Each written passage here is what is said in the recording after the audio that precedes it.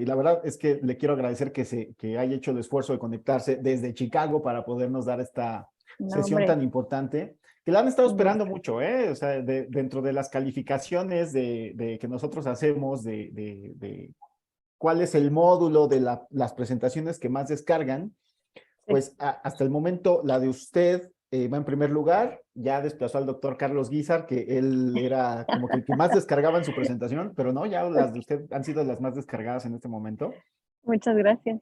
y Gracias. siempre es un gusto. Pero No, bueno, hombre, doctores, atendiendo a que el día de hoy todos se conectaron muy temprano, vamos a seguir sí. recibiendo a quien vaya llegando. Vero se va a quedar con usted. Yo voy a estar aquí también conectado, pero yo sí me quedo en silencio todo el día. Les quiero presentar a la doctora Amada Álvarez San Gabriel. La doctora Amada Álvarez San Gabriel es cardióloga adscrita en el Instituto Nacional de Cardiología.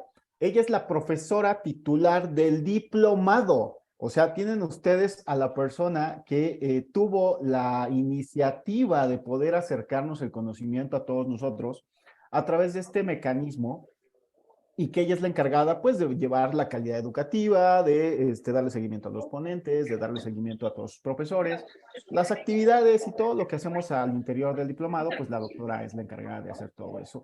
Y gracias a su iniciativa es que el día de hoy estamos aquí. Ella está como adscrito en el Instituto Nacional de Cardiología y en la Clínica de Insuficiencia Cardíaca y Trasplante. Y como pueden ver, pues el día de hoy se la pasa por todo el mundo dando conferencias acerca de la insuficiencia cardíaca. Y si hay alguien que ama este tema y que le ha puesto todo su corazón, es la doctora Amada Álvarez. Entonces, yo les voy a sugerir que le exploten estas 2 horas que tenemos programadas con ella. Yo espero que sean suficientes y que se agoten todas las dudas que pudieron haber salido. Ustedes están en formato de reunión, lo que quiere decir que todos pueden abrir su micrófono y hacer una pregunta de manera directa. Todos pueden mandar un mensaje a través de chat. Si es que no les es posible abrir su micrófono, pueden mandar una pregunta a través de chat y las iremos respondiendo a lo largo de la sesión. ¿Esta sesión para qué es? Es una sesión para consolidar el conocimiento, que la doctora Amada nos platique. Tienen que poner foco en estos 5 puntos que son los más importantes de este módulo y que les van a servir a lo largo de la vida. Y también a partir de ahí, ustedes tienen que comenzar a explotar a sus profesores y saber dónde poner más énfasis, dónde tienen más dudas, cómo hacerle para llevar un procedimiento, cómo acercarse con el Instituto Nacional de Cardiología. Estas sesiones son de consolidación, por lo tanto, quiere decir que ustedes ya terminaron su módulo. Y aviso parroquial, su módulo 3 inicia el lunes a las 9 de la mañana. Entonces, por tanto, tienen el día de mañana de vacaciones para que se repongan y a partir del lunes pueden comenzar con su módulo 3. No me despido de ustedes, los dejo en compañía, en la mejor compañía que es posible, que es la doctora Amada. Yo voy a estar aquí conectado, escuchándolos a la distancia y en caso de que haya alguna necesidad, con mucho gusto retomo el micrófono. Doctora, muchísimas gracias, muy buenos días y Muchas gracias, Samuel. doctores, es todo suyo. Gracias.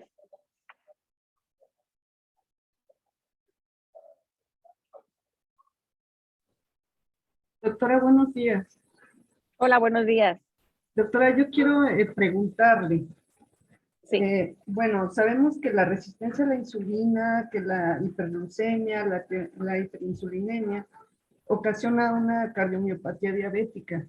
ujú, Sin embargo, los pacientes que llegan con hemoglobina glicosilada, pues mayor a 10, pues van a necesitar insulina.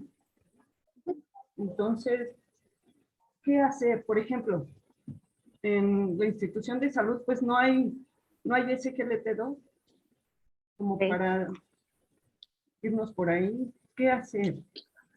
Ok, bueno, es una gran pregunta. Efectivamente, la diabetes contribuye enormemente al desarrollo de la insuficiencia cardíaca y prácticamente es se hace un círculo vicioso. La falla cardíaca empeora la diabetes y a su vez la diabetes favorece el desarrollo de falla cardíaca. Eh, Recuerden que los SGLT2, aunque fueron diseñados como hipoglicemiantes, no son tan nuevos como pensamos, son medicamentos que han demostrado por su mecanismo de acción, enormes beneficios en el paciente con insuficiencia cardíaca, incluso no diabético. Entonces, el paciente diabético con falla cardíaca pues deberá de tener dentro de su tratamiento y de acuerdo al descontrol metabólico que tenga, es decir, de acuerdo a la hemoglobina glicosilada que presente el paciente, pues deberá de tener el tratamiento que le corresponda, insulina, de PP4, lo que le toque, metformina.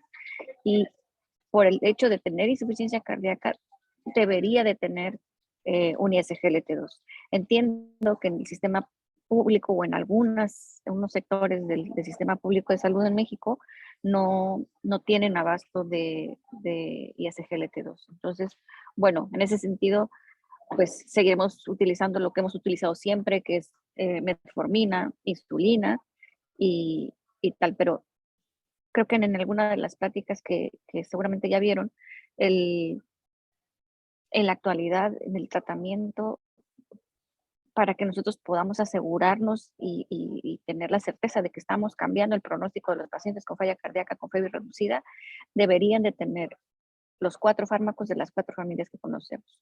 Entre ellos, desde luego, el ISGLT2. Entonces, si no lo tenemos, bueno, pues será una pena, pero hay que intentar que todos los pacientes se puedan beneficiar de todos los medicamentos.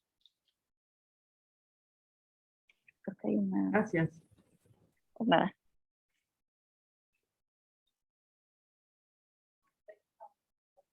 Perdón, estoy en mi teléfono y no veo Doctora Amada, buenos las días preguntas. a todos. Soy Vero. Si Hola, gusta, le Vero. puedo ir leyendo las preguntas. Sí, por favor, Ok. sí. El doctor Jaime González dice, buen día, respecto al uso de dapagliflozina en pacientes no diabéticos con insuficiencia cardíaca o en pacientes ancianos o lábiles con tendencia a hipoglucemia, ¿es seguro su uso? Muy bien, muy buena pregunta. Como decía, los SGLT2 fueron diseñados para pacientes con diabetes. Sin embargo, esta etiqueta de hipoglucemiantes ya deberíamos de habérsela quitado desde hace mucho. El porcentaje de que el paciente no diabético haga hipoglucemia es bajísimo, es alrededor del 1%. Entonces, debido al mecanismo de acción del fármaco, la hipoglucemia no es algo que nos preocupe en pacientes no diabéticos. Y cuando iniciamos el tratamiento y dentro del tratamiento un ISGLT2 debemos informárselo al paciente que no es diabético, porque seguramente saldrá del consultorio y irá a buscar nueva medicina que le han dado y probablemente no se la tome. Entonces hay que informarle que es un medicamento diseñado para diabetes, sin embargo que no le va a bajar la glucosa. Que creo que la información es muy importante para que el paciente se adhiera mejor al tratamiento y una herramienta es justamente hablar con mucha claridad y decir que es un medicamento que reduce mortalidad y mantiene a los pacientes alejados del hospital. Eso de alguna forma hace conciencia en los pacientes. Entonces, con la claridad que es, digamos, tendremos que decirle al paciente que es un medicamento diseñado para diabéticos, sin embargo, que no es un riesgo que presente hipoglucemia. Y en pacientes lábiles o mayores, pacientes frágiles, la indicación es la misma. O sea, son 10 miligramos al día de dapagliflozina o empagliflozina 10 miligramos al día. Si el paciente es diabético, pues tenemos la opción de darle empagliflozina 25 y a lo mejor complementarlo con algún otro hipoglicemiante, metformina o insulina, etc. Entonces, no debería de ser una preocupación incluso en pacientes mayores.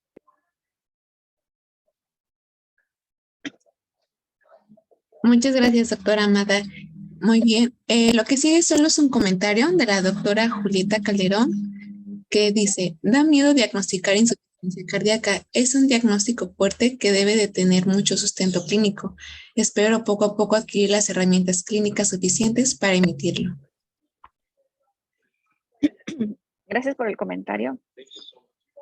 Y creo que esa es una de las razones por las cuales ideamos hacer este curso, por esta necesidad que tenemos en la medicina de primero y segundo nivel de acercar el diagnóstico a los médicos.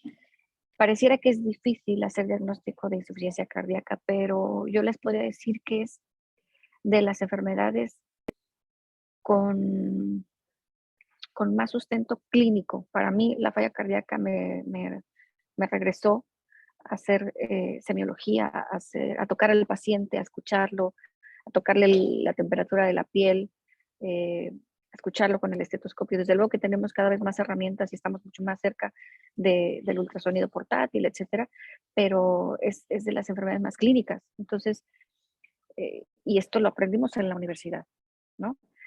Entonces, justo para eso es el curso, para que cada vez más pacientes hagamos diagnóstico de falla cardíaca. Y creo que en alguna de las charlas donde hablamos de la definición universal de falla cardíaca es justamente que el extracto o la esencia de esa publicación es democratizar el diagnóstico. Para mí, hacer diagnóstico de falla cardíaca con solamente 3 elementos, que incluso podría ser péptidos después de la clínica, péptidos o un eco, simplifica enormemente el diagnóstico. No todas las disneas son falla cardíaca, pero creo que estamos por buen camino para esto, justamente hacer cada vez más diagnóstico. Veo a Roberto. Roberto, ¿cómo estás? Gusto saludarte. Hola, ¿qué tal, Amada? Mucho gusto. ¿Cómo estás? Un gusto verte. Bien, aquí igual con ustedes, saludarlos, y felicitarlos. Excelente curso, realmente agradecido por poder participar en este diplomado. Y qué decirles, pues bueno, hay muchas cosas aquí que tenemos que ir aprendiendo, ¿verdad? Y ahorita, dentro de las cosas que estaban mencionando, me viene mucho a la mente el hecho de que hoy día, pues vemos que los ARNI, llámese sacubitril o valsartán, pues nos están ayudando infinitamente, que es un medicamento muy nuevo y que caray, realmente viene a ayudar bastante a los pacientes con insuficiencia cardíaca. Pero tenía yo una duda, no sé si hay alguna estrategia para poder hacer comprender al sector médico en general y luego al paciente de que sacubitril o valsartán es una nueva fórmula, porque yo de los problemas que estoy teniendo es que lo indicas y pues la farmacéutica no lo cambia y le convence al paciente que es lo mismo el valsartán solo. Y de verdad que me ha dado un poquito de conflicto.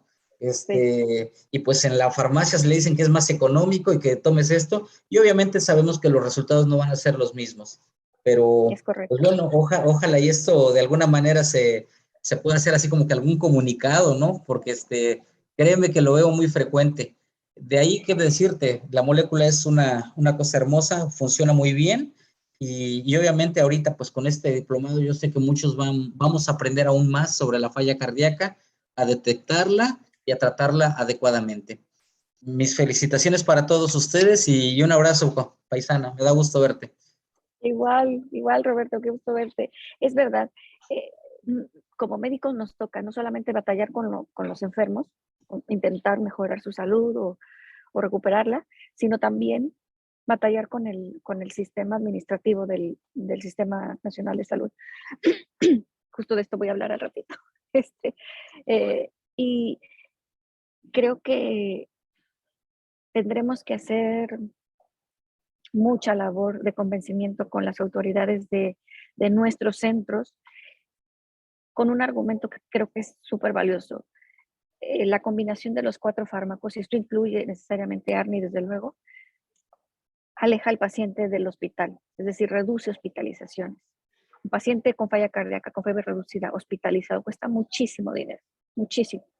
Porque es un paciente que probablemente tengamos que tener una estancia larga, a lo mejor intubarlo, a lo mejor ofrecerle algún tipo de asistencia circulatoria de menos un balón de contrapulsación, etcétera, ¿no? Entonces, creo que haciendo esta labor que justifica enormemente el uso de los medicamentos es reducir costos por reducción de hospitalizaciones. La combinación, por supuesto que los 4 son fantásticos, como su nombre lo dice, pero la combinación particularmente, que es lo más nuevo que nosotros incorporamos al tratamiento de falla cardíaca de ARNI con ISGLT2, es fantástica, es palpable la mejoría del paciente. Yo he visto pacientes llegar en silla de ruedas y después de tratamiento de algunos meses venir caminando sin ascitis, sin edemas, sin disnea, etcétera, ¿no? Y a lo mejor ya caminando 1 o 2 kilómetros diarios. Entonces, creo que tendremos que seguir haciendo labor, mi querido Roberto, ni modo, toca eso también. Sí, yo creo que así será, pero bueno, estamos en este camino y comparto lo que comentas. Manejar los 4 fantásticos da buenos resultados y de verdad que esa satisfacción, como dices, al ver a un paciente que se levanta y que te puede decir, doctor, hago mi vida normal, creo que no tiene precio, ¿eh? Eso es lo más importante, ¿eh? Un abrazo y gracias por tus comentarios. No, a ti, gracias. Muy bien, doctora Amada. Tenemos otra pregunta de la doctora Lorena Flores Carrera, quien pregunta, con el uso ISGLT2 durante mucho tiempo, la glucosuria persistente que se mantiene durante su uso puede condicionar alguna complicación. ¿Hay algún estudio que se haya realizado para valorar los resultados? Ok. La glucosuria se presenta desde la primera tableta. Entonces, solo hay que considerarlo. De las únicas información importante que debemos de considerar cuando iniciamos los ISGLT2 es, yo diría que son 2. Una, la preocupación del paciente de tomar un medicamento que es para diabetes, de que le ocasione hipoglicemia, que no es así, que no, el riesgo es mínimo, es casi nulo. Y 2, es la precaución de que podría tener un riesgo ligeramente incrementado de infecciones del tracto urinario. Entonces, la recomendación es, el paciente que empieza a tomar ISGLT2 debe tener el área genitourinaria bien aseada, o sea, su baño diario, secar bien la zona y vigilarse las características de la orina únicamente. En ese sentido, creo que cubrimos como que las mayores preocupaciones. Sin embargo, nosotros que tenemos, justo lo estaba revisando ahora, tenemos un porcentaje por arriba del 80% de ISGLT2 en pacientes que vemos en falla cardíaca en el instituto. El porcentaje de complicaciones es bajísimo, bajísimo. Para que se den una idea, tenemos una base de datos con 1,300 pacientes, o sea, tenemos casi 1,000 pacientes con ISGLT2 y en casi 3 años yo diría que he visto 2 cuadros de infecciones del tracto urinario, una epididimitis que no estoy tan segura que haya sido por el ISGLT2 y una infección urinaria. Entonces, que sepan que es muy bajo el porcentaje de esta, no diría complicación, esta eventualidad que podría presentarse. Y un estudio a largo plazo para evaluar la glucosuria no existe, no al menos que yo lo sepa. Excelente, muchas gracias, doctora. Hay otra pregunta del doctor Carlos Guillermo de Gante, quien dice, buen día a todos, quiero felicitar por excelente curso y el tiempo que le dedican los profesores al mismo. Mi pregunta va dirigida al contexto de algunos escenarios de insuficiencia cardíaca descompensada, más enfocado cuando el paciente presenta un síndrome cardiorrenal tipo 1, ya que nos encontramos en el conflicto de depletar al paciente, pero con el riesgo de deteriorar más la función renal. En estos casos, ¿cuál sería el manejo más adecuado? Muchas gracias. Es una gran pregunta. Justamente el paciente con lesión renal aguda o enfermedad renal crónica que se descompensa por falla cardíaca, la variable que más descompensa el riñón o la función renal es justamente el incremento de la presión venosa o la poca perfusión renal. Y esto se puede deber a 2 situaciones. Una, un incremento en la presión intraabdominal por ascitis, paciente que tiene hipertensión venosa sistémica y que batallamos mucho para descongestionarlo del lado derecho, y este paciente que tiene justo presiones venosas incrementadas, ¿no? Entonces, la respuesta es sí, con diurético, no queda de otra. Sin embargo, es esta clase de pacientes donde no podemos dejar de estar ahí con el paciente y monitorear todo muy estrechamente. Y todo es creatinina diario, sodio potasio diario, BUN diario. Y si tenemos herramienta para medir la congestión venosa sistémica del paciente, sería fantástico. Un ultrasonido donde podamos medirle la cava o donde podamos hacerle Vexus, ultrasonido para evaluar congestión venosa, sería fantástico.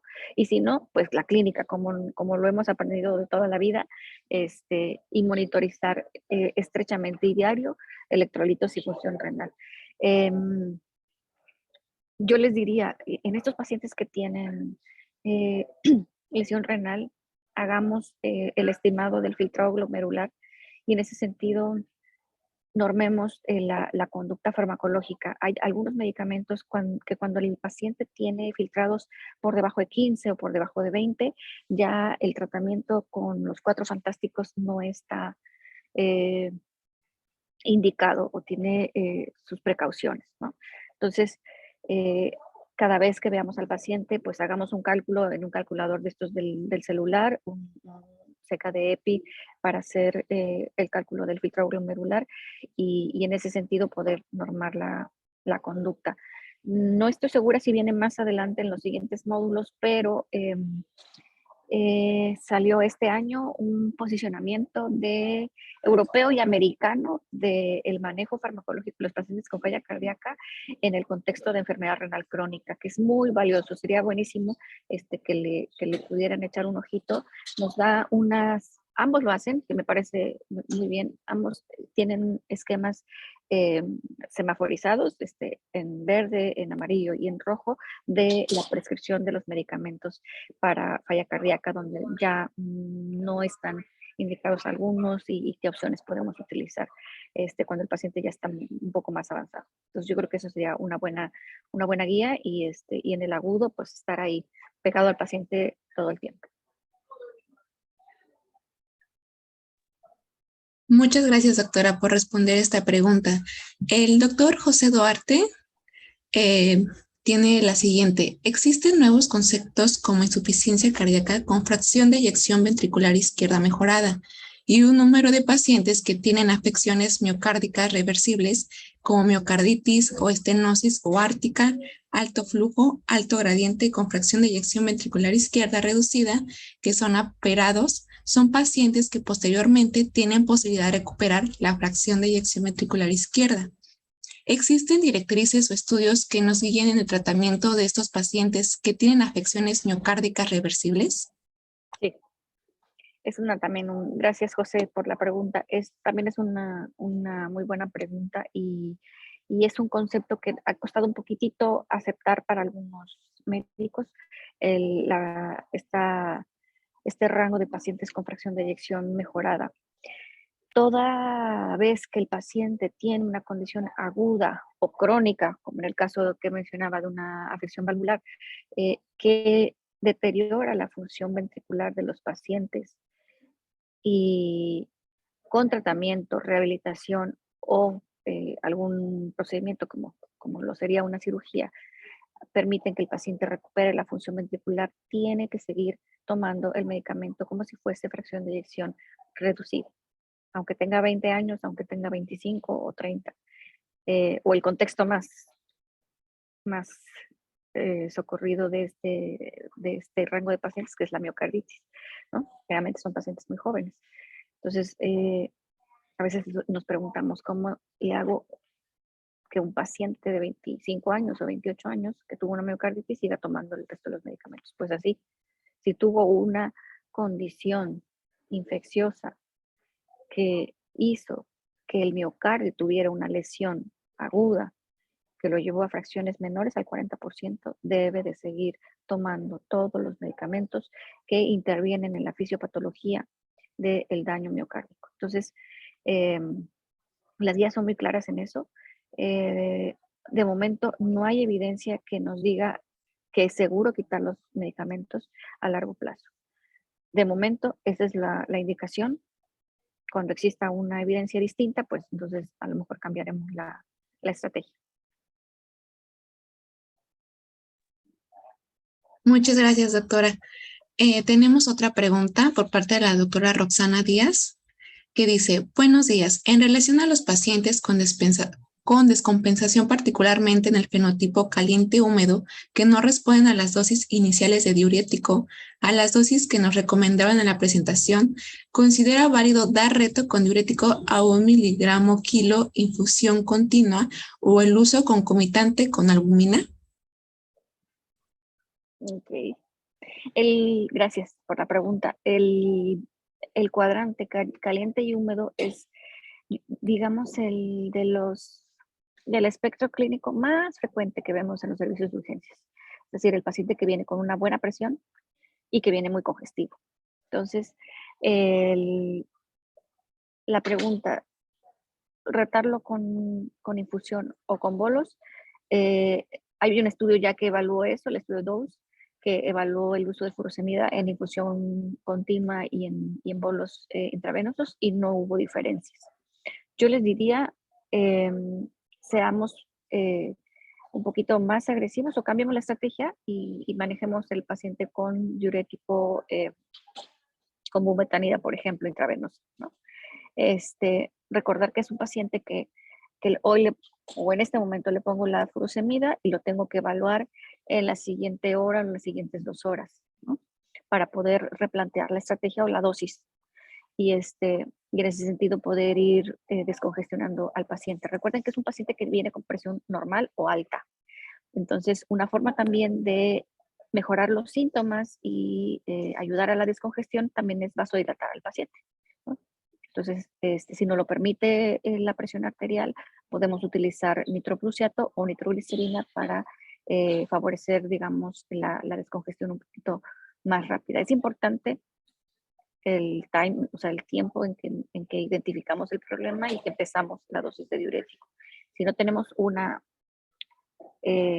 diuresis extraordinaria, es lo mismo, es estar con el paciente, replantearlo en 2 horas, subir la dosis y un poco seguir ahí. No podemos ponerle en este momento el bolo de furosemida y lo evalúo a medianoche o mañana. No, son pacientes que requieren estar con ellos, sobre todo cuando vienen agudizados, estar muy, muy pendientes de la bulimia. Recuerden que dentro del espectro o de la fase del paciente hospitalizado, cuando lo recibimos de urgencias, pues viene esta fase de descongestión hasta que logramos la euvolemia. No la tenemos que lograr el mismo día que llega el paciente o el siguiente día. Esto nos va a llevar algunos días.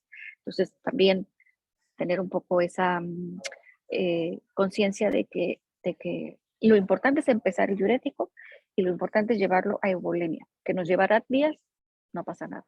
O sea, es así.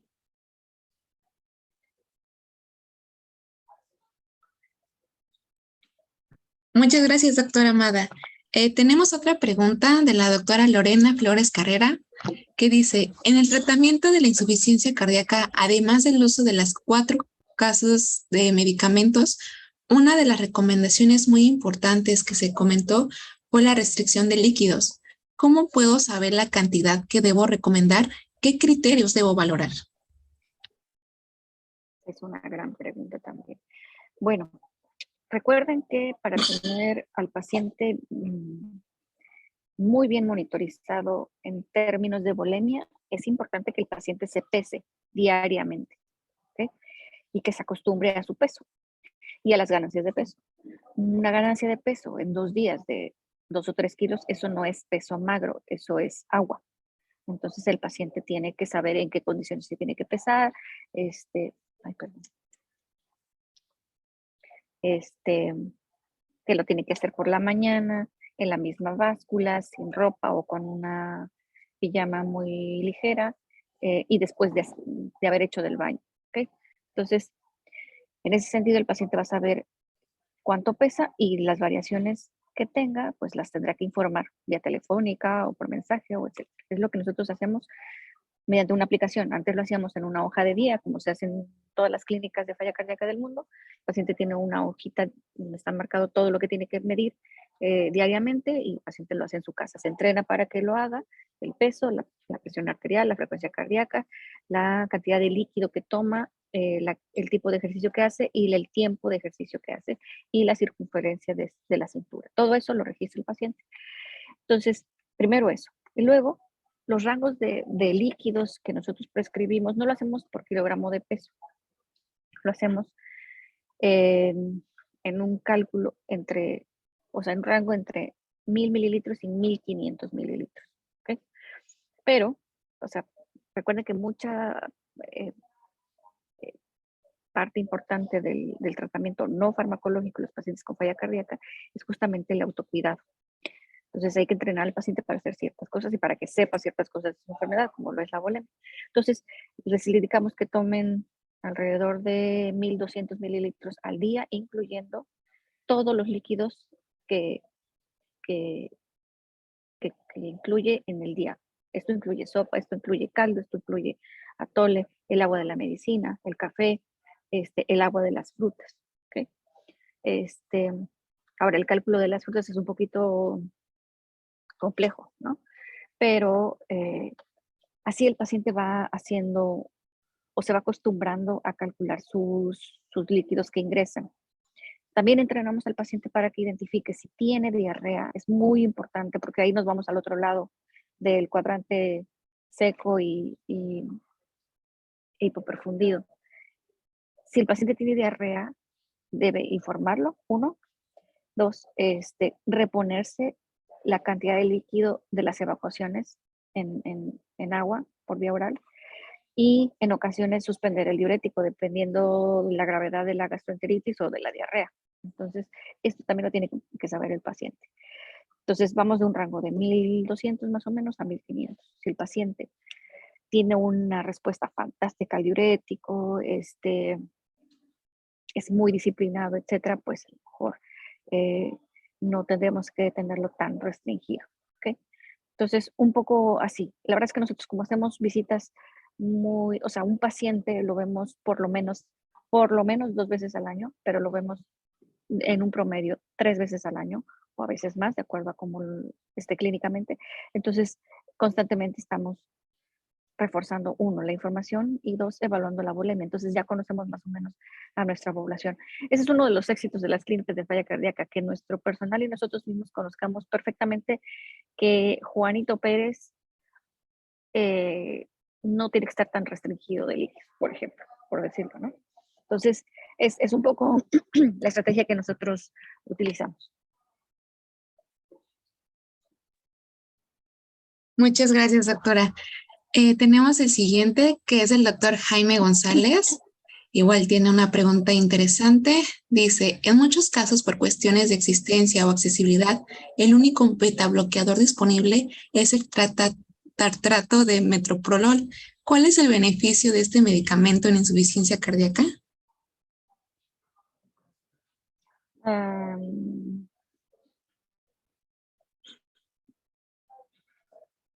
Disminuir la frecuencia cardíaca si el paciente es isquémico sería el único beneficio. A ver, la evidencia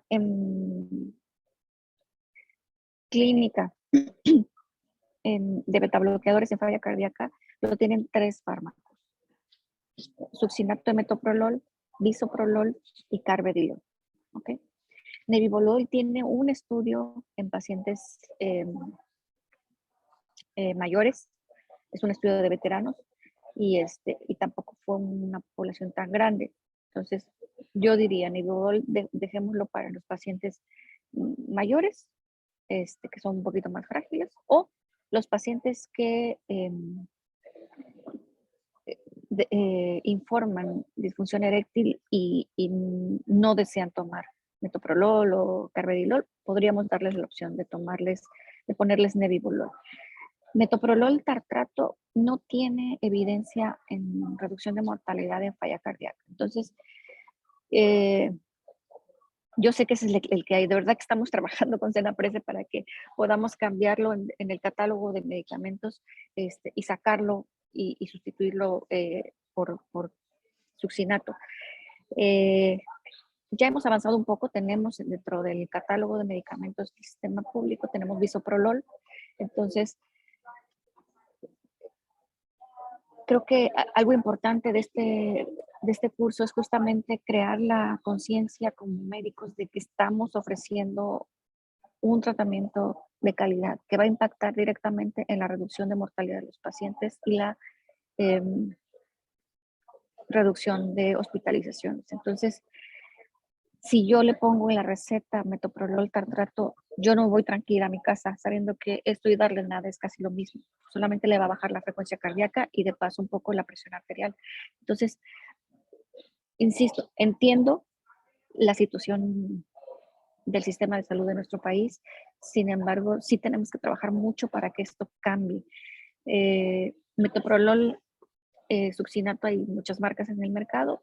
Yo les diría, Lopresor R es de las más económicas, cuesta alrededor de 160 pesos el frasco y podría ser una opción, ¿no? De todas las marcas, yo creo que es el más económico y tiene algunos beneficios en ciertas farmacias. Entonces, intentar hacer un esfuerzo. A veces gastamos lo mismo, 150 pesos en seguramente cosas que no son necesarias y insistir un poco en que los pacientes hagan este esfuerzo por tomar un medicamento que les sirve. Es que de verdad, a mí personalmente me pasa a lo mejor un paciente con cardiopatía isquémica sin angina que me llega de primera vez con isosorbide en la receta, no lo encuentro en ningún sentido.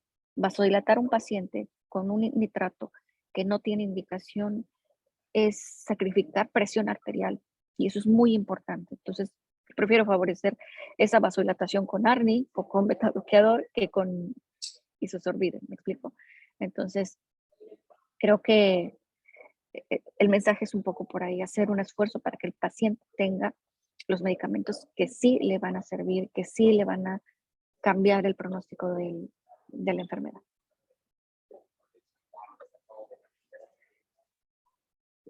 Muchas gracias. Tenemos un comentario de la doctora Julieta Calderón que dice, doctora, también abunda el propranolol en el cuadro básico del sector salud. Sí, también abunda.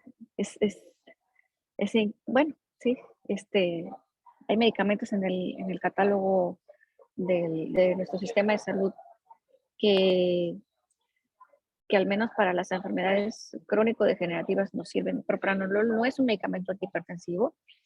El único nicho o indicación que le podríamos dar es la taquicardia asociada a hipertiroidismo o la taquicardia sinusal inapropiada, que es otra indicación que yo le he encontrado y creo que ya.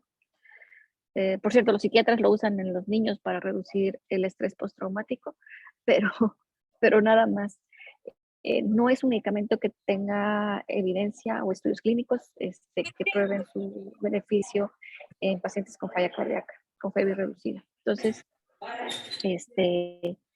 yo les diría, no usemos medicamentos que no nos sirven.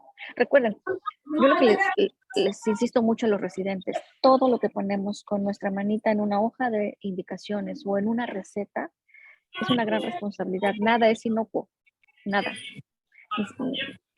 Aunque fuesen chochitos homeopáticos, es azúcar de todas formas, ¿no? Nada es inocuo. Entonces, pongamos los medicamentos que tienen indicación y que ofrecen un beneficio.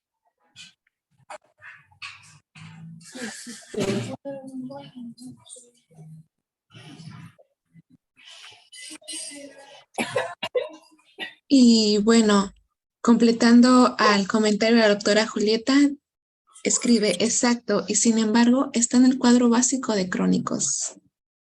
Sí, es correcto, es verdad. Sí, la verdad es que incluso yo he visto pacientes incluso con taquicardias supraventriculares, reentradas o Wolf, que tienen propranolol, que no está indicado.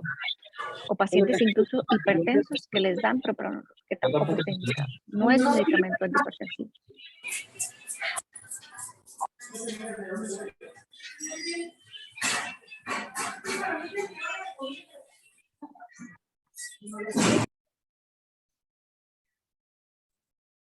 Hasta el momento estas son las preguntas que han estado en el chat. Si alguien tiene alguna pregunta adicional, puede quitarle el mute a su micrófono y con todo gusto la doctora Amada las va a responder y las va a escuchar. Nos acaban de enviar otra pregunta justo en este momento. La doctora Lorena Flores, que indica: doctora, acabamos de enviarnos perindopril con indapamida en tabletas. ¿Puede apoyarnos en insuficiencia cardíaca? No, no. Perindopril es un IECA y la combinación, yo les diría, es muy efectiva porque yo la uso en pacientes hipertensos, pero no para pacientes con falla cardíaca. O sea, usemos lo que está escrito nuevamente, o sea, usemos lo que tiene evidencia en falla cardíaca, y perindopril no es un medicamento que haya probado beneficio en pacientes con falla cardíaca.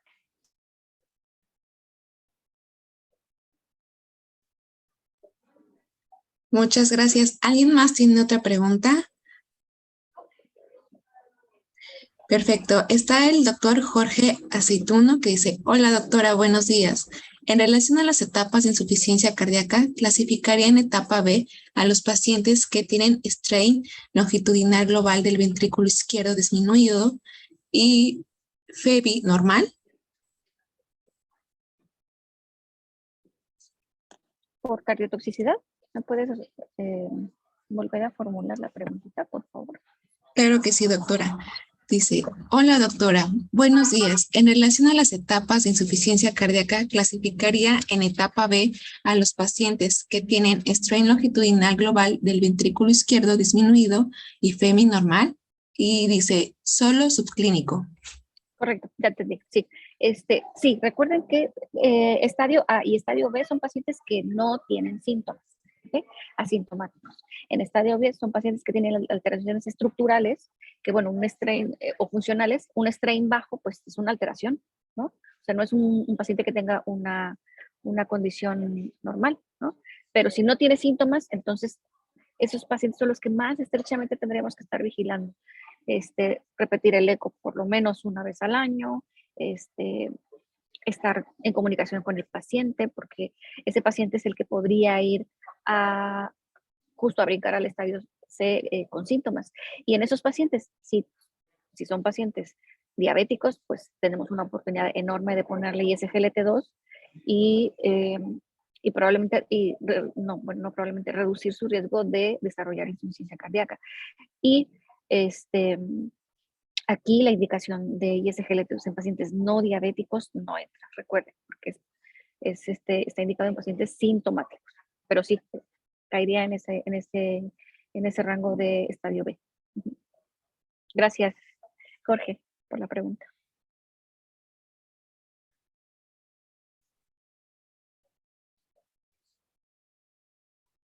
Hasta el momento no hay más preguntas, doctora. No sé si gusta agregar algo adicional en lo que los otros participantes se motivan a seguir preguntándole y aprovechando su gran aquí labor que está conectándose con nosotros desde Chicago.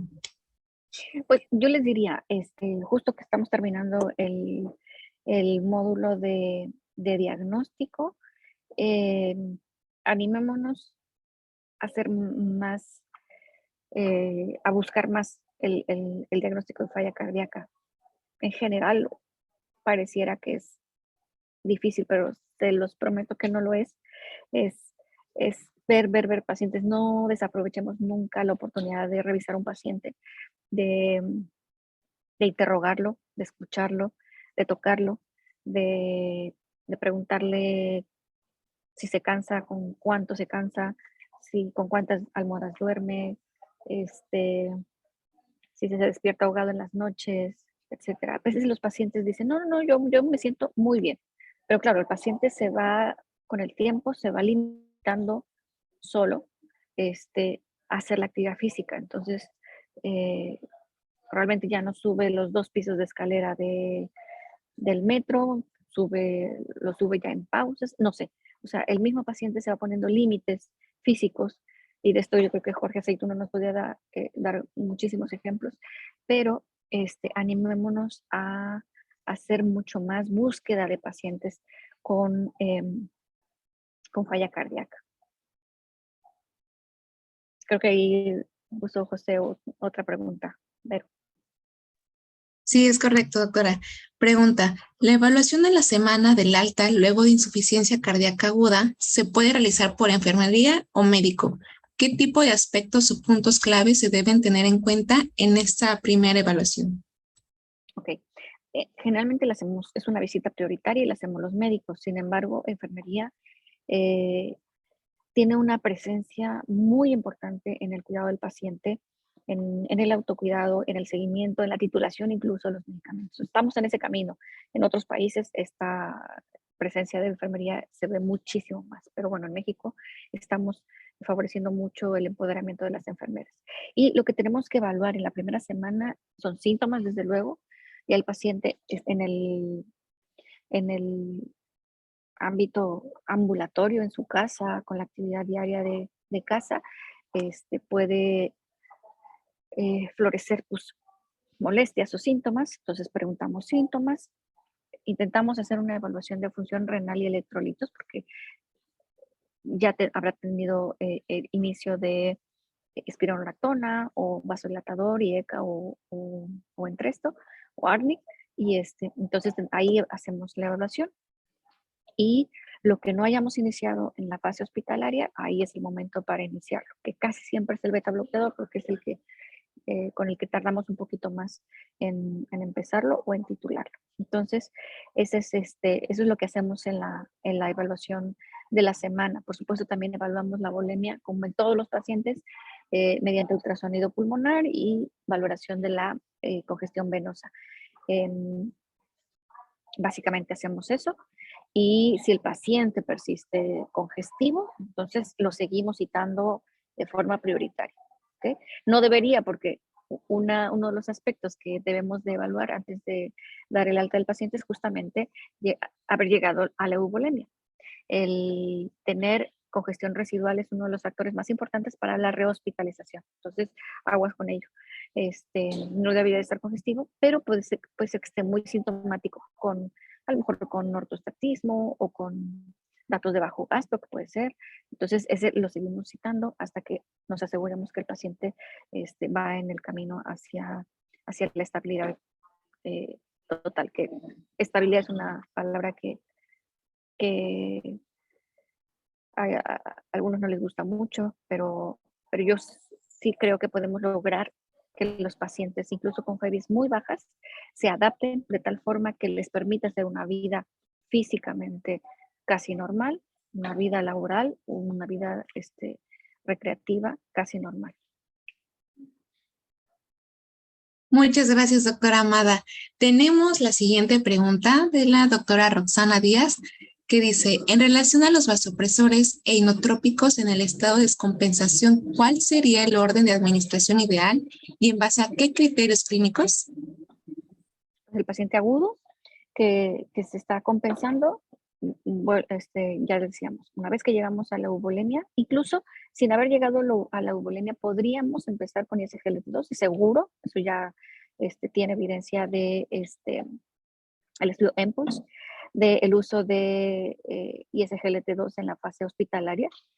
Lo iniciaban en días muy próximos al ingreso. Entonces, ISGLT2 sería el primer medicamento que utilizaríamos. Como lo decía en la plática, cuando hacemos descongestión con diurético de asa, solemos poner espironolactona para favorecer el ahorro de potasio. Entonces, casi siempre va a ir espironolactona y ISGLT2 en esta fase todavía de descongestión. Una vez que hemos llegado a la euvolemia y que el paciente ya no tiene inotrópicos ni inotrópicos ni vasoactivos, ya podríamos empezar a introducir el vasodilatador, que sería como lo primero. Y probablemente el beta bloqueador sería el último de los 4 medicamentos que empezaríamos. A veces no logramos hacerlo en la fase hospitalaria. No pasa nada, no es una regla. Nos encantaría hacerlo y que el paciente se vaya con los 4 medicamentos. Sin embargo, si no es posible, podemos dar el paciente de alta y en su primera visita prioritaria en ambulatorio podríamos introducir el beta bloqueador y así ir titulando los medicamentos. Recuerden que 4 medicamentos en las primeras 4 semanas. Esto nos asegura que el paciente va a recibir el beneficio de reducción de mortalidad, porque los 4 medicamentos en las gráficas de mortalidad tuvieron una separación de las curvas en beneficio en los primeros 28 días. Por eso es el concepto de 4 medicamentos en las primeras 4 semanas. Muchas gracias, doctora. Tenemos la siguiente pregunta del doctor Carlos Guillermo de Gante, que dice, durante las presentaciones nos referían que los ISGLT2 cuentan con diversos mecanismos de acción por los cuales nos ayudan como tratamiento de la insuficiencia cardíaca. ¿Nos podría alguno de ellos? Gracias. Sí, lo dijimos en las, creo que yo lo puse en una plática. Tiene muchos mecanismos por los cuales se explica la reducción de la mortalidad en los pacientes con falla cardíaca reducida. El mecanismo principal, recuerden que es este cotransporte sodio-glucosa a nivel del túbulo aproximado, el túbulo contorneado proximal de la nefrona, y esto favorece la natriuresis, la diuresis osmótica, pero también tiene otros beneficios a nivel de distintos órganos. A nivel celular de los cardiomiocitos, favorece la eficiencia energética mitocondrial, que es un mecanismo importantísimo dentro del espectro del efecto de los ISGLT2. Favorece también la descongestión intersticial, es decir, saca el líquido del intersticio y lo mete al intravascular para de esta forma también favorecer la descongestión. Lo que hacen los diuréticos de ASA es únicamente sacar el líquido del intravascular. Entonces, pacientes estos que tenemos muy congestivos desproporcionados, ¿no? Con mucha congestión intersticial, pues le va a ir fantástico con ISGLT2. También tienen algún tipo de participación en los intercambios de iones a nivel de las células cardíacas, que esto podría explicar también la reducción de la muerte súbita en los pacientes con falla cardíaca. Entonces, como ven, tiene muchísimos componentes de acción. Reduce la lipotoxicidad, la glucotoxicidad. Bueno, tiene un montón de mecanismos a muchos niveles, a nivel hepático, a nivel cardíaco, a nivel vascular periférico, por supuesto a nivel renal, ¿no? Espero haber contestado la pregunta. Muchas gracias, doctora. Tenemos la siguiente de la doctora Adaena Contreras, que dice, un paciente con insuficiencia cardíaca descompensada que se encuentra con tratamiento con espironolactona, se agrega diurético de ASA más tiazida, ¿se continúan juntos mientras se encuentra descompensado? Sí, muy buena pregunta. Recuerden que el bloqueo secuencial de la nefrona con el uso de tiazidas es una herramienta que tenemos que utilizar con mucha precaución para no ocasionar alteraciones electrolíticas innecesarias. Si el paciente responde bien a diurético de ASA y a espironolactona, que la espironolactona potencia un poquitito el efecto del diurético, pero en realidad no es ese es el objetivo principal por el que lo damos, ¿no? Si con eso se descongestiona bien, fantástico. Si estamos en el ambulatorio, si estamos en agudo, es ponerle dosis, desde luego, mucho más altas de diurético de ASA, más espironolactona y esperar a que llegue a su evolemia. Si el paciente tiene resistencia a diuréticos de ASA, es decir, ya estamos con una dosis, pues a lo mejor alta de diuréticos y no tenemos la respuesta que nosotros buscamos, entonces tendría lugar adicionar una tiazida. Justo esta semana pasada, una jovencita de 24 años, 23 años, que ya la teníamos con 12 miligramos al día de Mixil intravenoso y al principio unos balances buenísimos de 2000, de 1500, de 1800 y luego fueron reduciendo sus balances a 500, 400, ahí. Entonces le agregamos clortalidona y bueno, abrió fantástico el riñón, otra vez balances de 2.500, de 2.800, y, y eso nos permitió reducir la dosis del diurético de la bumetanida. Entonces, aguas con las tiazidas. En últimas fechas, yo he probado ambas. A mí personalmente me gusta mucho más el efecto de clortalidona que de hidroclorotiazida, y podemos dejar, una vez que hemos conseguido en ese contexto de resistencia a diuréticos de ASA, podemos continuar la tiazida un tiempo, unas 2, 3 semanas, evaluamos la volemia del paciente y la retiramos. Es como un comodín que lo tenemos ahí guardadito y lo usamos cuando se necesita, cuando tiene indicación.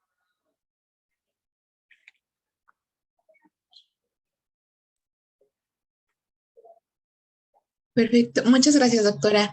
Tenemos otra pregunta del doctor Carlos Guillermo que dice, en el contexto de insuficiencia cardíaca descompensada, fenotipo frío húmedo, la indicación de inotrópicos está indicado para mejorar la perfusión. ¿Existen algunas recomendaciones para decidir entre iniciar dubutamina o levosimendan? Recuerden, paciente hipoperfundido, en agudo lo evaluamos con muchas variables, ¿no? Paciente que tiene datos de bajo gasto, evaluado por lactato, por presión arterial, por estado de conciencia. Si el paciente tiene datos de bajo gasto, el paciente tendría que tener inotrópico. ¿Cómo escoger dobutamina o levosimendan? Eso es pues a criterio y a disponibilidad. Recuerden que todos los inotrópicos incrementan el riesgo de mortalidad por presencia de arritmias. Entonces, un paciente en este contexto, bueno, tenemos que considerar eso, ¿no? Como les dije, ningún medicamento es inocuo. Entonces, deberíamos si tenemos documentado que el paciente tiene datos de bajo gasto, un lactato a lo mejor de 4 o mayor, no sé, o de 3, y hipotenso, etcétera, entonces tendríamos que iniciar inotrópicos. Lo que tengamos, si tenemos ambos, yo les diría, vayamos por el más seguro, que sería levosimendan. Usamos símbolo en dosis iniciales de 0.05 microgramos por kilo, y lo evaluamos 1 o 2 horas después y intentamos titularlo a 0.1 y a 0.2 si es posible. Pero yo iría más por levosimendan.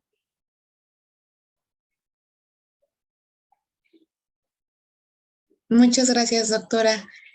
No sé si usted seguir con su plática en lo que los participantes se motivan a otra vez que les surjan las más preguntas. Muy bien, déjenme, me voy a ir preparando en lo que se animan a decir otra preguntita, pero ¿qué más? Bueno, de las cosas importantes que fueron parte de este módulo es justamente la fase de transición. Entonces, recordar que es muy importante hacer transición en los pacientes. Casi nunca lo hacemos, pero es importante considerar que el paciente, si lo mandamos a casa con congestión residual, ese paciente tiene un riesgo de regresar alto en los próximos 30 días, y no queremos eso. Acuérdense que cada hospitalización en los pacientes con falla cardíaca con FEV reducida es muy costoso y al paciente le cuesta en supervivencia. Por eso es importante mandar a los pacientes a casa en euvolemia, muy importante. Y hacer un esfuerzo. Yo sé que la medicina pública es difícil, pero hacer un esfuerzo por darles citas prioritarias a los pacientes después del egreso. Entonces, muy, muy, muy importante. No sé si tenemos otra preguntita, creo que por ahí alguien preguntó algo. No, doctora, hasta el momento aún no tenemos preguntas.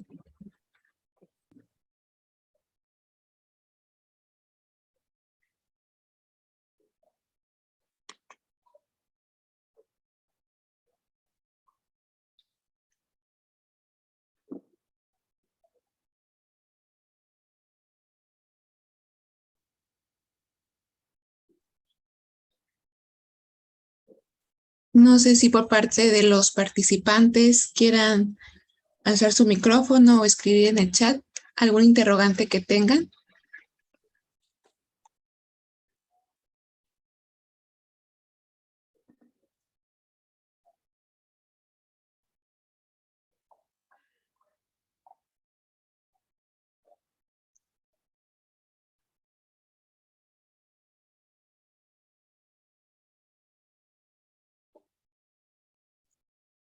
Tenemos una pregunta, doctora Amada, que es del doctor José Duarte. Sí. Indica, ¿se deben tomar niveles de NT-proBNP tanto el ingreso como al egreso? ¿Existen niveles de NT-proBNP seguro para ser dado de alta al paciente? Es una muy buena pregunta. Sí deberíamos de tener un BNP basal para más o menos darnos una idea de del estado clínico del paciente, y deberíamos de tener una reducción por lo menos del 50% del BNP, del NT-proBNP basal, para decir que el paciente ha tenido mejoría.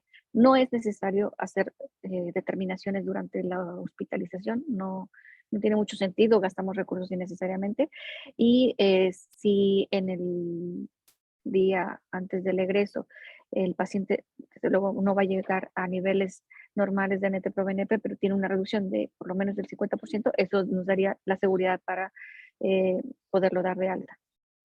Es correcto.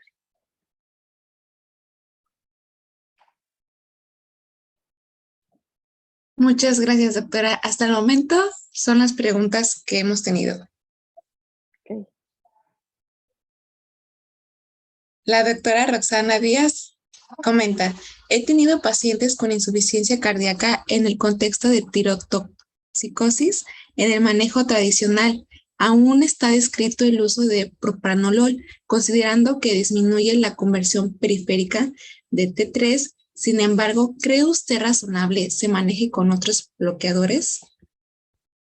Yo le diría, en tirotoxicosis, o sea, en la crisis, tendría un nicho el uso de propranolol. Sin embargo, una vez que el paciente, y si el paciente entró en falla cardíaca en ese agudo, la verdad es que yo no me ha tocado ver pacientes en ese contexto, podríamos manejarlo con propranolol por el sustento del problema tiroideo, y una vez que el paciente ha salido del cuadro agudo, pues ya tendremos que manejarlo como un paciente convencional de falla cardíaca si es que tuviese FEBI reducida. Recuerden que todo lo que hemos hablado ahora y todo lo que llevamos hasta este módulo 2 es falla cardíaca con fracción de eyección reducida, menos del 40%. Entonces, sería evaluar al paciente con eco, etc. Hay pacientes que sí hacen falla cardíaca en el contexto de crisis tiroidea, pero con FEBI conservada. Entonces, aguas con ello. Si el paciente nunca deterioró la FEBI, pero la taquicardia le hizo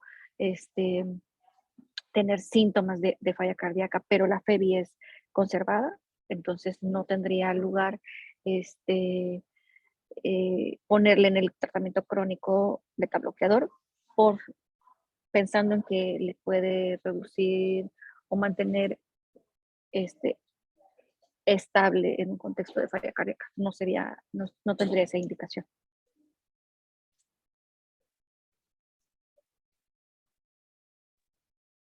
Muchas gracias, doctora.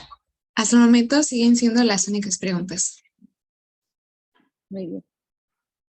Aprovechando que ahora que mencionamos la FEBI reducida, solemos hablar mucho de tratamientos y tal, pero recuerden que siempre que hablamos en estos términos generales, lo hacemos, incluso las guías así lo manejan. Hablamos en el entorno clínico del paciente con fracción de eyección reducida. El paciente con falla cardíaca con fracción de eyección preservada, esto va a ser motivo de un módulo más adelante, y el tratamiento es un poquito diferente, la presentación es ligeramente diferente, más bien persisten los síntomas, la disnea casi con cualquier tratamiento. Entonces, no, solo para recordar esta pequeña aclaración.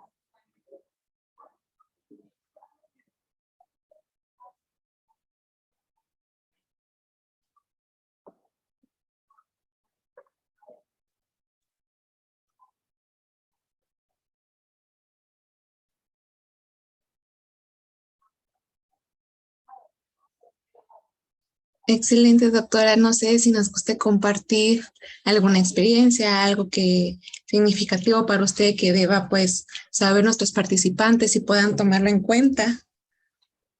Sí, Exacto. justo Yo le sugeriría que nos me dijera- gustaría Ay, ¿sí me oye? hablarles de una reflexión que justamente lo vamos a poner ahora, bueno, lo voy a presentar en un ratito más.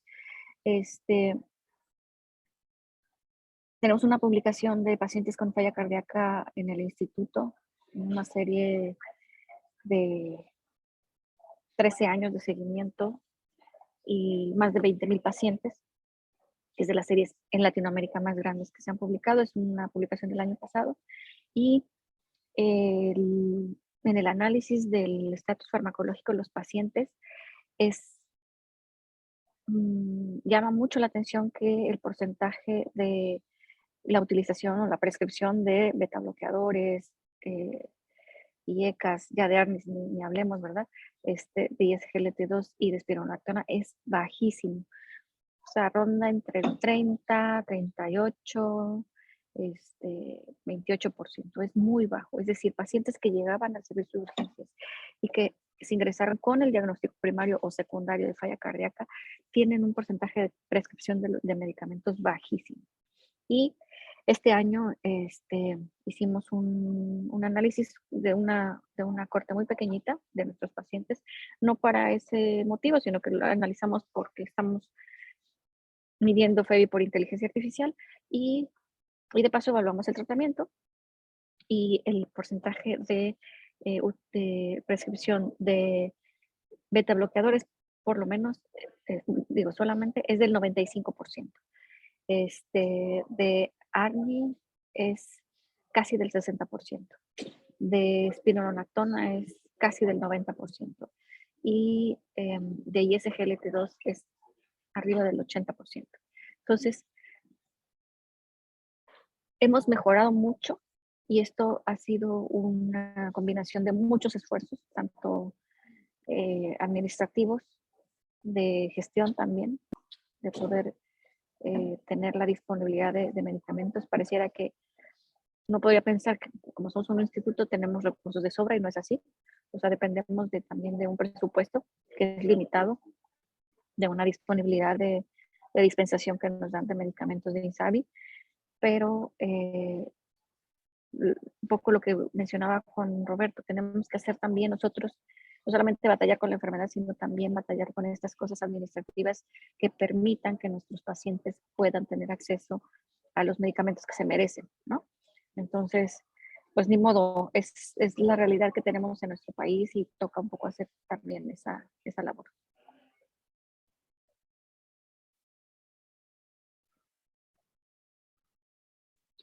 No sé si tengan alguna otra preguntita, algo más que se les haya quedado en el tintero.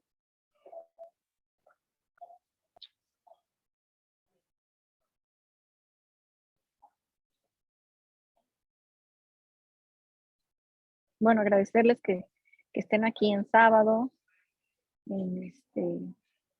Agradecerles también el recibimiento que ha tenido el diplomado y el interés que se ha mostrado por los médicos por aprender un poquito más de falla cardíaca. Para nosotros es muy importante. Creemos y estamos convencidísimos que la falla cardíaca no necesariamente es del cardiólogo.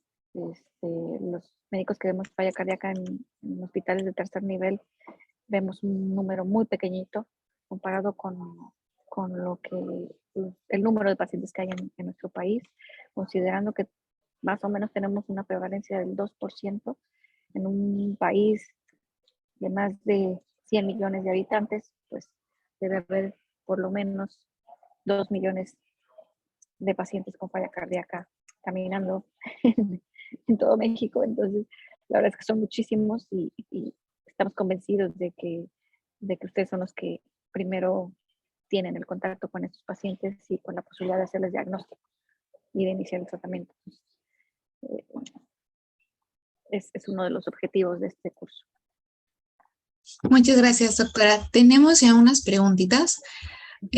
Una la hace la doctora Cintia Sepúlveda, quien dice, buenos días. En pacientes con fracción de eyección ventricular izquierda menor del 40%, pero sin síntomas ni signo de insuficiencia cardíaca, ¿estaría indicado dejar bloqueo neurohormonal con los 4 fármacos? En pacientes con menos de, ¿cuánto? 40%.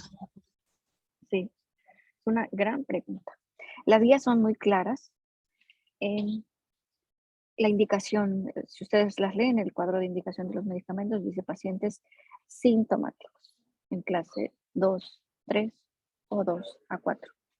Entonces, pacientes que están en clase 1, que tienen menos del 40%, no debería de tener indicación hacer bloqueo neurohormonal de falla cardíaca. Eso es muy, muy importante.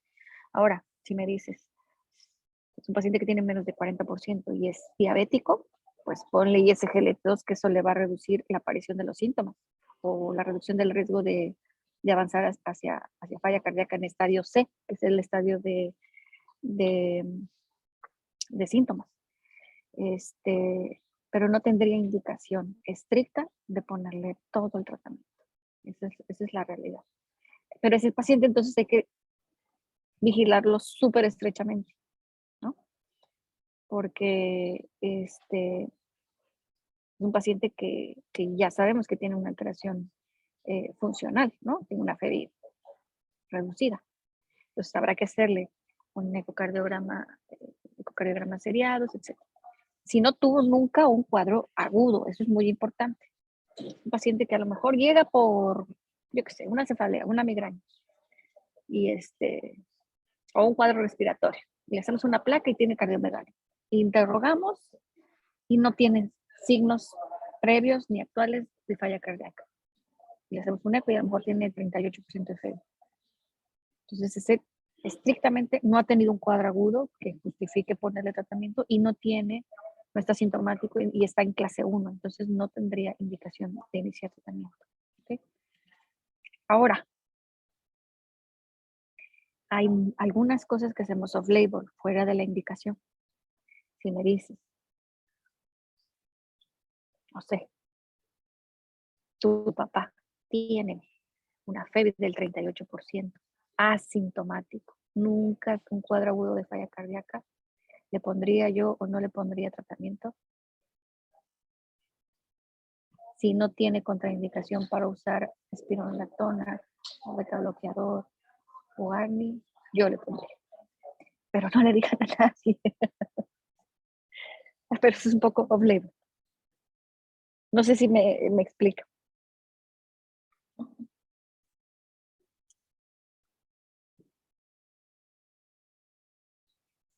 Muchas gracias, Doctora, doctora.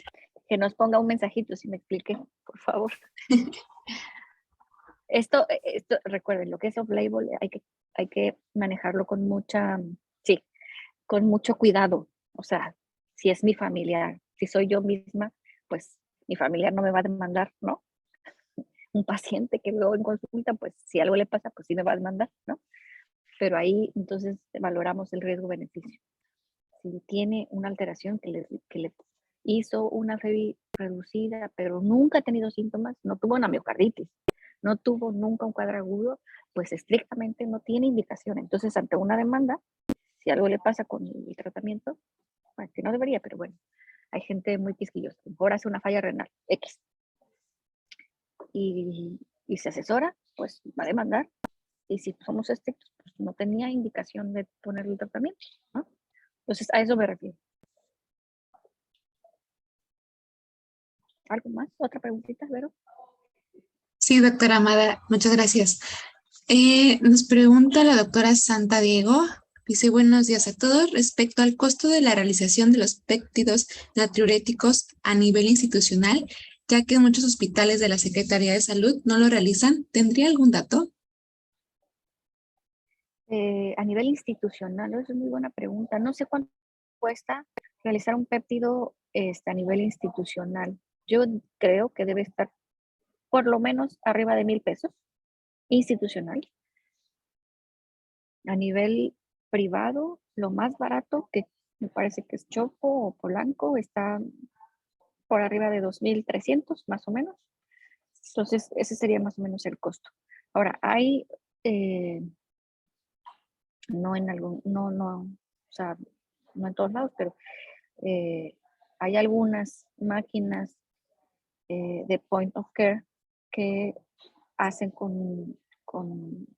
de forma manual la determinación de péptidos en 20 minutos. O sea, de estos resultados rápidos, pero eso sí debe tener un costo más bien por los reactivos, las tiras o esto, y por ahí algunos ejecutivos de la industria farmacéutica, pues realmente se aventuren a poner algunos de esos dispositivos que miden péptidos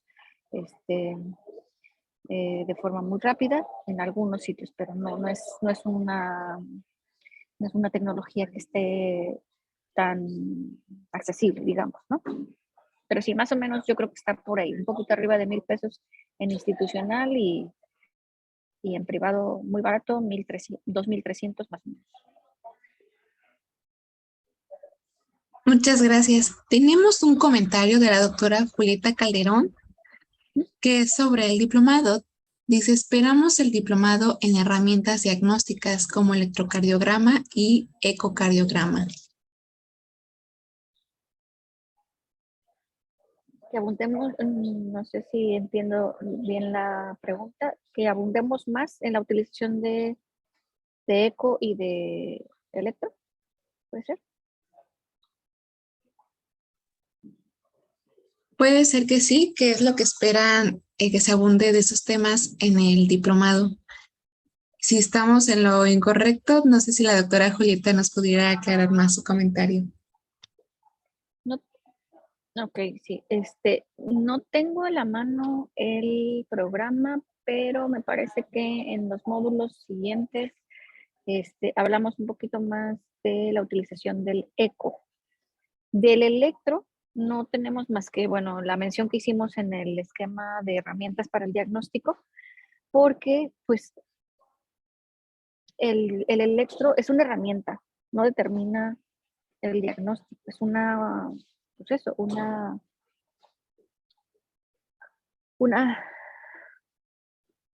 variable que nos ayuda a determinar ciertas cosas, ¿no? Como el crecimiento de las cavidades, como la presencia de arritmias, como la presencia o no de bloqueo de rama izquierda o de rama derecha, y eso nos podría orientar un poquito más hacia la etiología de la falla cardíaca, pero, o sea, un taller que hayamos contemplado dentro del diplomado, para el análisis del electrocardiograma no es no fue contemplado como uno de los objetivos del diplomado. Del eco, si no estoy mal, o si Samuel nos lo confirma, tenemos en módulos siguientes, sí, un poquito más de información acerca del eco. Ahora, también estamos trabajando con algunas UNEMs, sobre todo de la Ciudad de México y del Estado de México, donde les hicimos un curso muy específico para la utilización de ecocardiograma portátil. Lo que hacemos nosotros diario en la evaluación del paciente con falla cardíaca, que evaluamos algunas variables en el eco, en las cavidades, la FEBI por inteligencia artificial, la evaluación de las insuficiencias mitral y tricuspidia, la evaluación de TAPSE, que es la excursión del anillo de la válvula tricúspide para, de alguna forma, evaluar indirectamente la función ventricular derecha, y la evaluación de la vena cava y el ultrasonido pulmonar. Eso lo estamos implementando en solamente 5 UNEMs que les vamos a proveer de estos dispositivos, y que vamos a probar el diagnóstico dicotómico por ecocardiograma de falla cardíaca, partiendo solamente menor de 40% o mayor del 40%.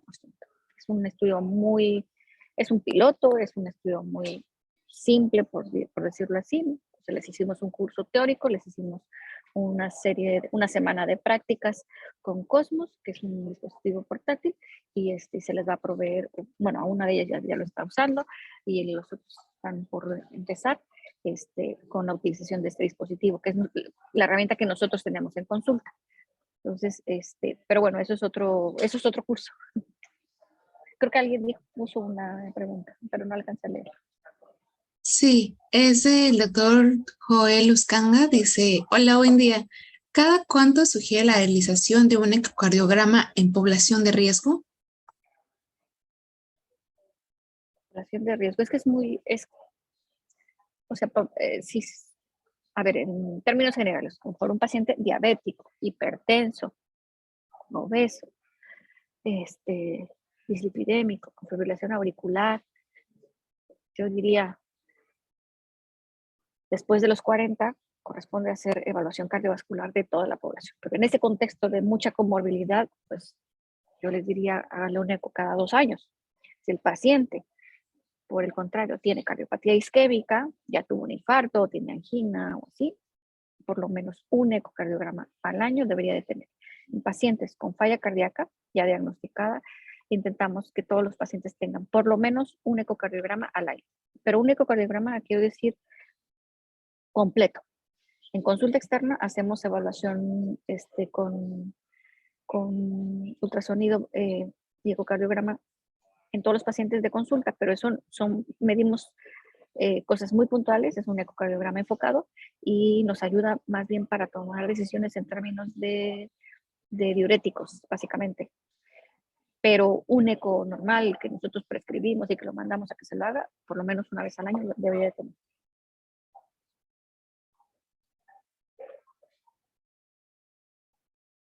Y en caso de que tenga deterioro clínico, entonces sí tendríamos que adelantarlo.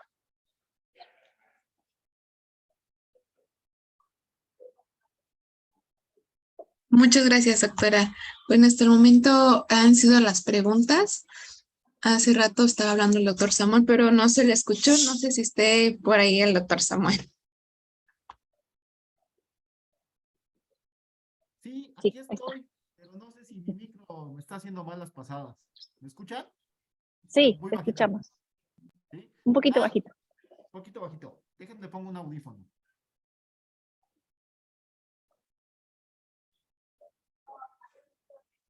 ¿Ahí mejoró un poco? Ahí mejora muchísimo. Excelente. Les estaba justo comentando en efecto, hay un diplomado de herramientas diagnósticas y donde se está hablando del electrocardiograma. No es de este diplomado, es otro diplomado que no administramos nosotros. Pero si tenemos información al respecto, con mucho gusto se las comparto. Ok, muy bien, gracias. Es una promesa dentro de los 28,000 correos que les mandamos de recordatorio de sus sesiones. Nada más. Y creo que ya no hay preguntas por allá. No, ya no he visto. Entonces, doctora, yo les sugiero que hagamos como en los programas de radio. En un minuto, ¿qué es lo que tenemos que conservar de conocimiento de este módulo? Ok, un minuto, buenísimo. El módulo 2, que fue diagnóstico, creo que tenemos que tener como los puntos importantes, para mí de los más, que el diagnóstico no es exclusivo del cardiólogo. No hay pretextos para que hagamos diagnóstico de falla cardíaca. Tenemos las herramientas de conocimientos.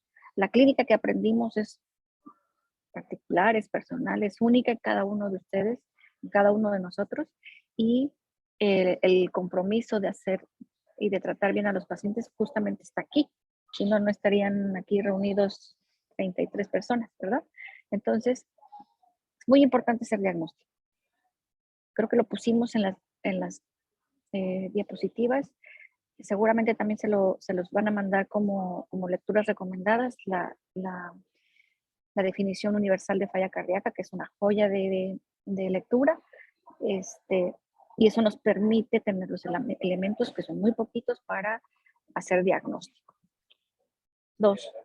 Una vez que hacemos el diagnóstico, ya el siguiente módulo va a ser específicamente de fármacos y tal, pero una vez que hacemos el diagnóstico, estamos obligados a implementar los 4 medicamentos que sabemos que modifican el pronóstico de la falla cardíaca. No hay pretextos para que el paciente, excepto económicos, que el paciente no tenga en su receta los 4 medicamentos o alguna contraindicación, que eso ya lo sacaría. Y 3, importante hacer transición a casa. Fase de transición es muy, muy importante. Una vez que descongestionamos al paciente, que lo tenemos en euvolemia, medida por cualquier método, tenemos que empezar esta fase de preparación para mandar a casa al paciente, que es la fase de transición. ¿Okay? Entonces, en esta fase de transición es la introducción de los medicamentos orales, el switch de diurético intravenoso a diurético oral, el inicio del vasodilatador, del beta bloqueador si es posible, y la visita prioritaria post-egreso, sumamente importante. A la semana, a los 10 días, citar al paciente, evaluarlo y seguir titulando o incorporar el medicamento que se nos quedó que no pudimos empezar. Y el paciente termina esa fase de transición hasta que nos aseguramos que ha llegado a las dosis máximas toleradas o que el paciente se mantiene, pues nos aseguramos de que el paciente se mantiene estable con sus 4 medicamentos. Yo creo que esos serían los 3 puntos importantísimos del módulo 2 que quisiéramos que se llevaran a casa. Doctora, yo le quiero reconocer que siempre sus pláticas son muy amenas, porque el manejo del conocimiento y la expresión que tiene usted acerca del conocimiento, pues es una de las cosas que de verdad se envidian. Porque lo dice con esa frescura que todos pensamos, no, pues a partir de ahora va a ser bien fácil, ¿no? Cosa que no es fácil, pero dijo algo muy importante. No hay pretexto para hacer diagnóstico. Y el diagnóstico es un trabajo en equipo que no solamente tiene que hacer el cardiólogo. O sea, eso ya nos involucra a todos nosotros los que no somos cardiólogos. Nos involucra a, de verdad, involucrarnos con el paciente, involucrarnos con su vida y utilizar todo lo que hemos estado aprendiendo. Digo, estos 2 módulos han sido bastante fugaces, pero han sido de los módulos que más van a tener continuidad a lo largo de todo el diplomado. ¿Por qué? Porque todo está asociado con diagnóstico, todo está asociado con tratamiento y todo está asociado con bases. Ahora vamos a tener tránsito hacia la casa, vamos a tener otro tipo de comentarios, vamos a tener una plática de eco, vamos a tener ya muchas más herramientas que vamos a poder hilar hacia la mejoría del paciente, pero algo que usted nos dejó muy claro, diagnóstico. Sin diagnóstico no tenemos nada. Entonces, a partir de ahora, es un tema en el que todos tenemos que estar involucrados. Yo les prometo que si hay algo que encontremos de electrocardiograma, con mucho gusto los voy a compartir. Y la buena noticia es que el día de mañana hay descanso. Entonces, los que puedan descansar, descansen, y los que no, pues nos vemos, de todos modos, nos vemos el lunes. Su diplomado, su siguiente módulo empieza el lunes a las 9 de la mañana. Vero, no sé si hay algo más por acá, yo ya no veo nada. No. No, solo felicitaciones para ti, Sam, y a la doctora por hacerlo ver muy fácil todo esto. Yo ni participé, pero gracias. Doctora. No, pero estás detrás de toda la logística. Ese es mi gusto personal. Entonces, doctora, yo le agradezco mucho de verdad que se haya conectado con tanta prontitud, que esté desde tan lejos estando platicando con nosotros. Y de verdad la entrega que ha demostrado usted para la realización de este diplomado, pues cada vez se ve reflejada, y espero que el objetivo para el cual se creó de verdad se refleje a lo largo del tiempo. No sé si no hay nada más, podemos cerrar esta sesión y les compartiremos la grabación en cuanto tengamos la edición. Estará en el módulo 2, al final siempre ponemos la grabación de este módulo para quien no lo pudo tomar. Y de todos modos no nos despedimos, doctora, porque usted tiene un montón de pláticas en los demás módulos. Ya sé. Muy bien, muchísimas gracias a todos. Gracias por conectarse. Gracias a todos. Gracias a todos, buen día, doctora, buen viaje, y a todos los que tienen que Gracias. trabajar, excelente jornada, los que ya terminaron, que tengan un excelente fin de semana. Muchísimas gracias a todos por haber venido. Bye. Gracias. Adiós. Adiós.